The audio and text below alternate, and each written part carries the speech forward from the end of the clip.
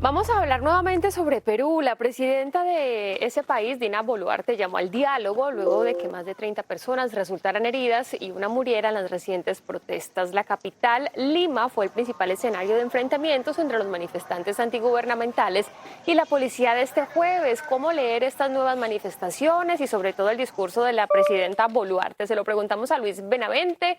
Él es analista político y director de la consultora Vox Populi. Primero, un saludo para usted. Buenos días. Buenos días, Jennifer.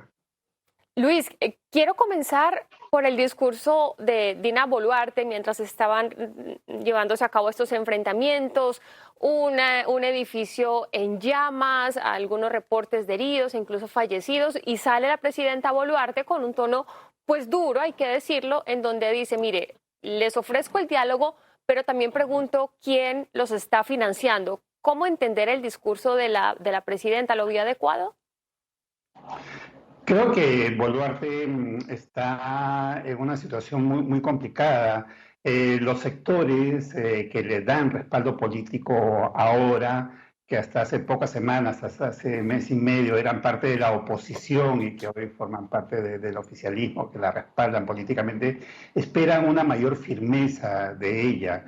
Y ella está muy atemorizada, tal vez por el hecho de que de una manera muy distorsionada, muy tergiversada, la están acusando de ser asesina de los muertos que ha habido en estas protestas, que no han sido protestas pacíficas, legítimas, que han sido actos violentos, criminales, que durante mes y medio han conducido gestores vinculados al narcotráfico, al terrorismo, al contrabando, a la minería ilegal. Entonces, en ese temor de esas acusaciones, ella no toma la firmeza necesaria, por cierto, dentro de la Constitución y la ley y con el debido respeto a los derechos humanos. Se esperaba más firmeza. Finalmente, ayer en el discurso, en el mensaje, en el corto mensaje de las 9 de la noche, hubo dos aspectos, ¿no? Uno, dialogar, lo cual es algo que ella dice, digamos, de rigor, de manual, porque tiene que decirlo, porque ellos no quieren diálogo, no tienen actores reconocibles con quienes dialogar. Ellos lo que quieren es, de acuerdo al viejo dogma marxista,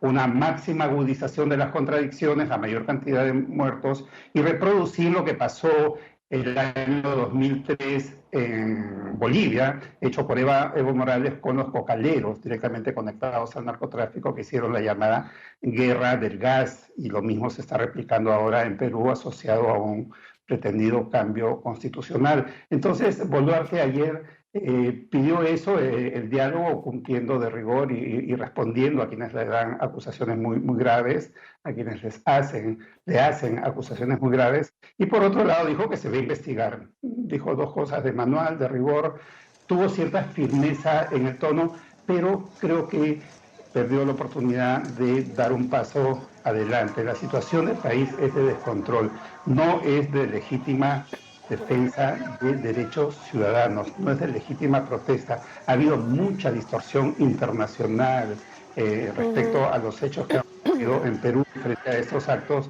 delincuenciales, y muchos esperaban el día de ayer, dado que es una situación casi de guerra civil, por decirlo de alguna manera, la declaratoria de estado de sitio, lo cual podía llevar a una militarización de las zonas de mayor... Pero usted esperaba que decretara estado de sitio. ¿Cree que es una salida buena para la situación que vive hoy Perú? No, la salida es el diálogo, ¿no? Evidentemente, pero no hay con quién dialogar. Entre tanto, un estado de sitio podía permitir un control del daño ocasionado, porque ayer han intentado asaltar 3 aeropuertos muy importantes en Perú, en Juliaca, en la región Puno, en Cusco, en Arequipa, en la zona sur del Perú. Han incendiado un edificio histórico en la Plaza San Martín, que es la segunda plaza más importante de Lima, en la zona histórica, y ha continuado la violencia. Ha habido un muerto en Arequipa, antes de ayer ha habido 2 muertos, y la situación sigue siendo muy crítica y requiere de Sí. un control, ¿no? Porque hay quienes hablan de la proporcionalidad en el uso de armamento para contrarrestar esto, pero no mencionan la desproporcionalidad cuando una horda de 2.000 personas atacan a 50 policías y con amenaza de sus vidas, ¿no? Entonces ahí no hay Sí. proporcionalidad. El país requiere el control. Yo no sé si en Estados Unidos toman un aeropuerto, ¿qué harían las autoridades norteamericanas? En cualquier país democrático creo que tomarían medidas de fuerza para controlar la violencia, el caos y los actos criminales, ¿no? De ninguna manera la violación de derechos humanos, ni mucho menos. Una Sí, medida Luis, radical puede permitir el sí. control. Sí, no, lo que pasa es que en Perú estamos hablando de más de 50 muertos y la mayoría son manifestantes, ¿no? Sí, claro, por ese tipo de actos criminales que se han cometido y porque la autoridad ha tenido que responder. Por eso decía, si en Estados Unidos toman un aeropuerto y los que asaltan el aeropuerto están con piedras, palos y no obedecen a la autoridad, yo no sé qué harían las autoridades norteamericanas en un país democrático como en Estados Unidos o en cualquier país del mundo, en el Reino Unido o en Francia. Han muerto quienes se han expuesto. Hay un uso legítimo de las armas. Las fuerzas policiales tienen armas no como parte de la escenografía, es que tienen que usarla cuando está amenazada la vida del policía. La mayor parte de personas son inocentes, pero que no han protestado pacíficamente, que han cometido actos criminales y el Estado tiene que defenderse.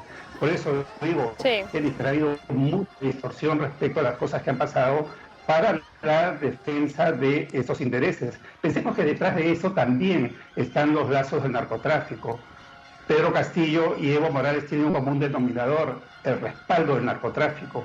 Y tienen el respaldo de López Obrador, que ayer abogó por Sí, el Chapo Guzmán, preocupado por los derechos humanos del Chapo Guzmán y que quiere que vaya a una prisión mexicana, después que 2 veces Luis.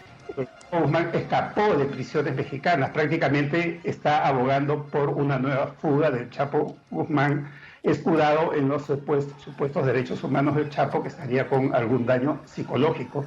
Y ahí hay una conexión del narcotráfico con los cocaleros de Pedro Castillo y Evo Morales. Entonces hay Bueno. hechos objetivos, flagrantes, criminales detrás de estas acciones.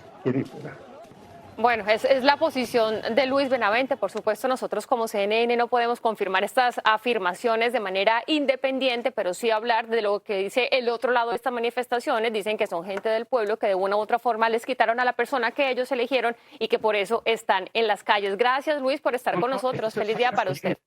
Eso es totalmente falso. Esa persona cometió un acto fuera de la ley al intentar disolver el Congreso y eso es lo que no se puede sostener. Fue un acto inconstitucional y por eso fue vacado y por eso está preso, porque la Constitución peruana determina eso.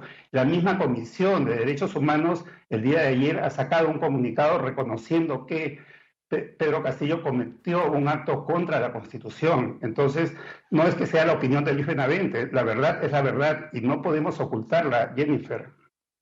No, no la podemos ocultar, pero sí tenemos que mencionar lo que dice la otra parte de la población, que es precisamente la que está en las calles. Por eso le hemos decidido también usted invitar para que nos dé también la otra posición, que es la que usted está hablando. Me toca seguir con el programa, Luis. Gracias, por aquí estamos hablando. Gracias.